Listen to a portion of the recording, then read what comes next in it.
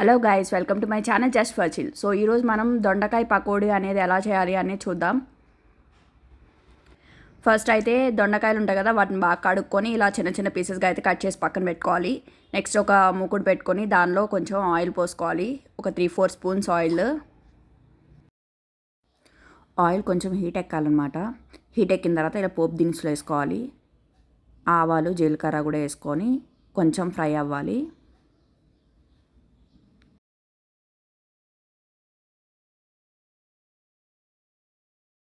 Next ఎండుమిర్చి, అవి కూడా కొద్దిగా ఫ్రై అయిన తర్వాత ముందు కోసి పెట్టుకున్న దొండకాయ ముక్కలు ఉన్నాయి కదా, అవి వేసుకోవాలి. సో ఇలా మొత్తం అంతా వేసేయాలి అనమాట.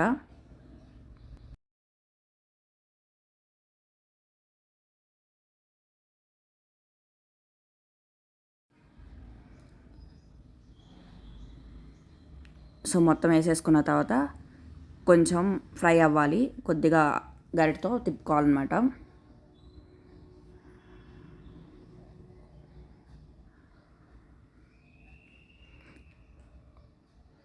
ఇలా కొంచెం తిప్పుకోవాలి.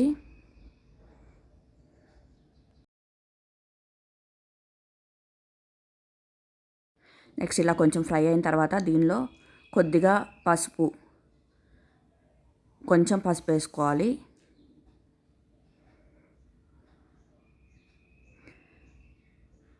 పసుపు కొంచెం పచ్చివాసన పోయే వరకు కొద్దిగా ఫ్రై చేసుకోవాలి.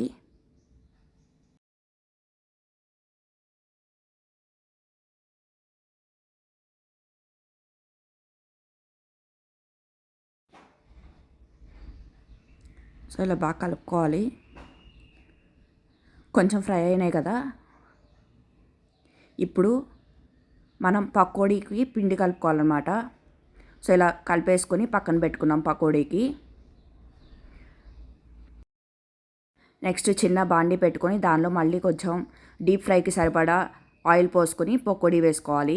చిన్న చిన్న పీసెస్ కదా, ఇవి ప్లెయిన్ అనమాట. దీనిలో ఉల్లిపాయ అలా ఏం కలపొద్దు, ప్లెయిన్ పిండి ఇలా వేసేసుకున్నాము.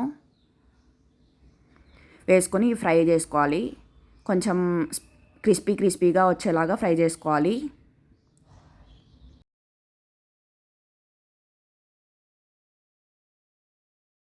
సో ఇలా ఫ్రై అయిపోయిన పకోడీని ఒక గిన్నెలో తీసుకొని పక్కన పెట్టుకోవాలి.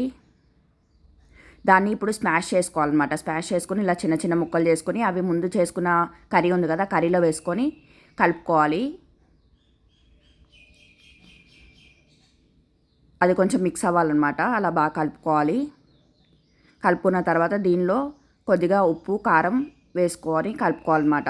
మనకి టేస్ట్కి సరిపడా, మీరు కొంచెం స్పైసీగా తినాలంటే ఎక్కువ కారం వేసుకొని ఇలా కలుపుకోవాలి. బాగా పట్టేలాగా ముక్కలకి కొంచెం బాగా కలుపుకోవాలన్నమాట.